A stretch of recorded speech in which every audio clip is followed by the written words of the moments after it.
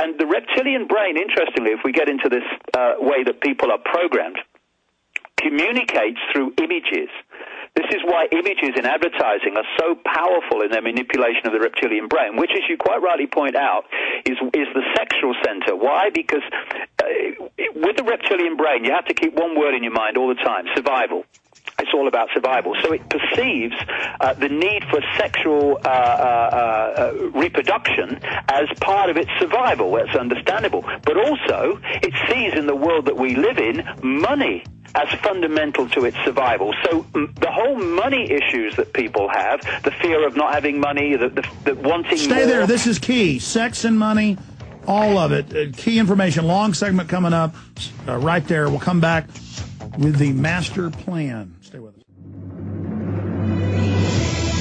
Newsflash. Unemployment is soaring over 10%. The dollar is plummeting, and banks are beginning to close their doors. Financial experts are saying we are headed for an economic depression. The world is on the brink of total meltdown. Unless you expect the government to bail you out, you must be able to grow your own healthy food. Newsflash. SurvivalistSeeds.com has just released a brand new heirloom seed pack at a dramatically reduced price. Dramatically reduced. So you and your family have a long-term food solution. The choice between starvation and freedom is made by you right now. Go to survivalistseeds.com. That's survivalistseeds.com, because you are almost out of time. Survivalistseeds.com. You know what Revelation talks about? How the kings of the earth traffic in the souls of men. And, you know, you read the old fables, and it describes kingdoms that were under spells, where they couldn't see corruption, couldn't see lies. And once you've committed to lies, little lies, then you start buying into the bigger ones. Torture's okay. Secret arrest is okay. You know, we're the good guys, but we're a country that loves death and destruction. And when you read the psychologist, the sociologist, the anthropologist, the psychiatrist, the Edward Bernays 80, 90 years ago, they all brag how we're dumb slaves. They all brag how they're programming us, how they're manipulating us, how they control everything we do. They're on incredible power trips, and they put on this fake liberal facade, but they're a bunch of cold-blooded trash, breaking up the family. All their major textbooks that we've shown you here say the family's their enemy. You know, and people say, oh, they want to break the family up, or oh, they want to dumb us down. That isn't just a figment of imagination. That's not just a statement or a verbal fancy. It's the reality. And it's a group of humans setting up a predatory system where they engage in their predator hunting mode against their own people. And they're breeding us and dumbing us down to be more easily controlled. That's what David Icke's talking about. And when, you know, I just took 2 years of RTF, radio, television, film. The first textbook was all about subliminal messages on radio 80 years ago and TV 60 years ago and in movie theaters, and how the billboards have it and how they use sex to sell and how they're hitting the reptilian brain. This is a fact. And so they're feeding through this virtual matrix, and that's what it is. It's not a physical matrix with us in tanks.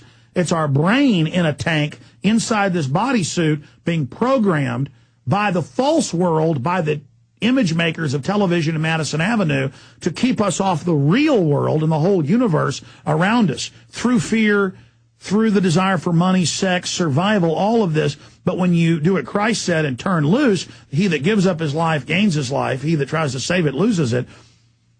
That means when you're ready to give it all up and just don't care anymore and stop letting that program totally control you, then you go to the next level. And that doesn't mean we don't bounce back and forth between the higher mind, the cerebral cortex, you know, where they say the cognitive and the soul's dwelling. And if you don't believe that, fine, that's your issue. And the animal brain, regardless, through this electrochemical computer, we are being programmed and manipulated, and the establishment brags about it, and they put compulsions and mental blocks in you through culture, through television, through the jokes they make on TV, that then are repeated by people on the ground, giving it reality in this plane of existence, not in the cyber world the make-believe TV world that's now becoming reality, that it's not kosher to talk about these things.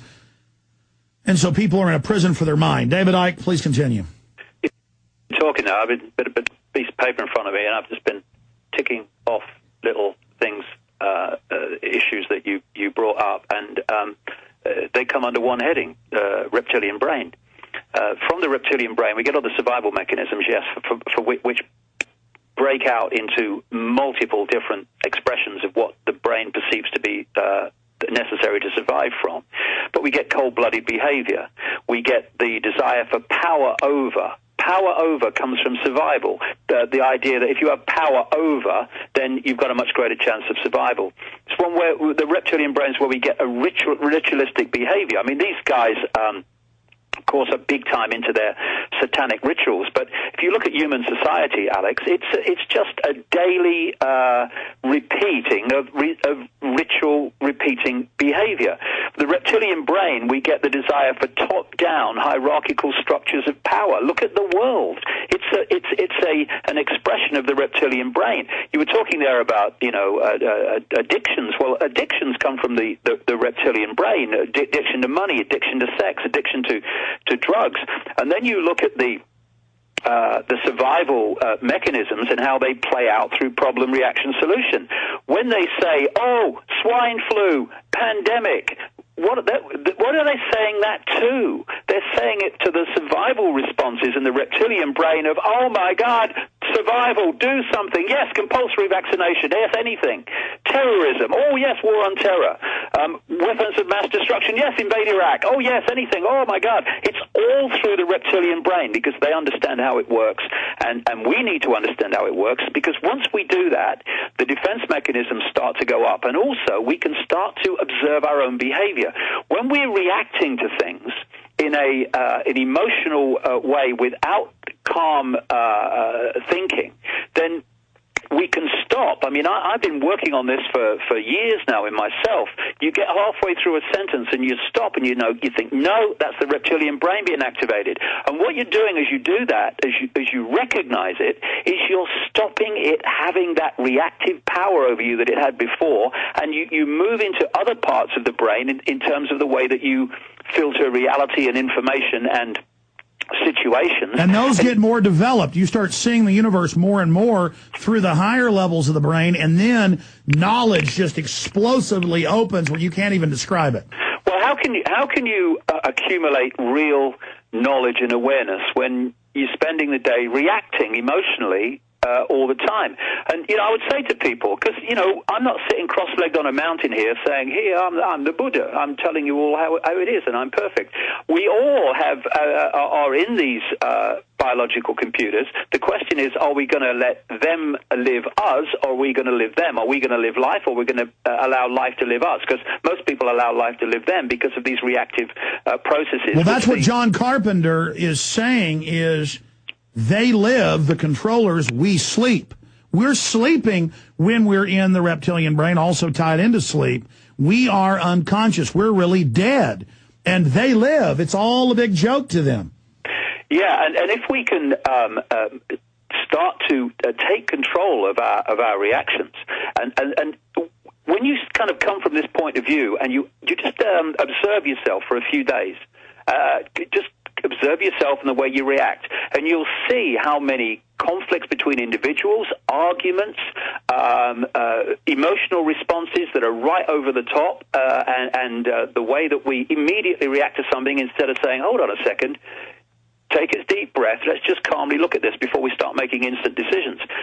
When you do that, you realize how many times a day the reptilian brain decides your decisions for you. It's unbelievable the number of times it happens. And collectively, of course, there's a collective version of this where you have the mob rule and all the rest of it, where the reptilian brain is manipulated collectively to have a collective response and emotional reaction. And we've got to get control of the computer system through our consciousness instead of having our consciousness at the back of the bus and the computer system with its hands on the wheel, because that's what the conspiracy is about. While we're there, they got us. When we're not there, they've lost their ability to connect into us and therefore manipulate our perceptions.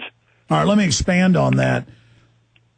because it's been scientifically proven, as you know, but for listeners who may not, by thousands of universities for over 100 years, that mice and other animals know when a hurricane or an earthquake's coming days or sometimes weeks beforehand.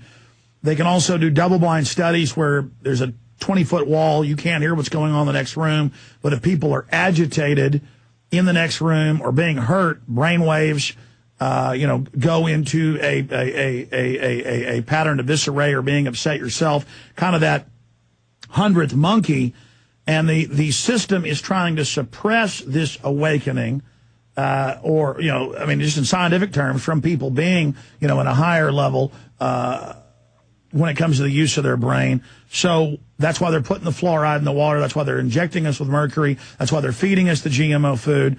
All of this, that's why the television's dumbing everything down, lowering everything down.